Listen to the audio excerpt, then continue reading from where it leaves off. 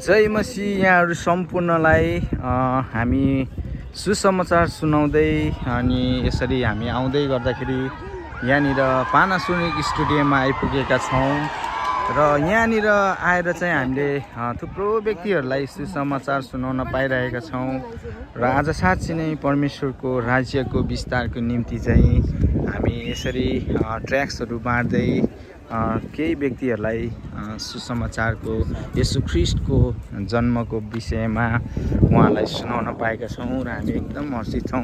जय मसी गाउँले, जय मसी नाना, अनि कस्तो लागिरहेछ यसरी सुसमाचार? असल प्रभुको है असल सुसमाचार सुनाउन पाउँदा धेरै हामी खुसी छौँ। हजुर, हामी मात्रै बाँचेर भएन, संसारको हरेक मानिसहरू चाहिँ प्रभुमा बाँच्नुपर्छ, प्रभुमा आउनुपर्छ भन्ने कुरालाई चाहिँ हामीले सुसमाचारद्वारा यो पर्चीद्वारा हामीले सुनाइराखेका छौँ।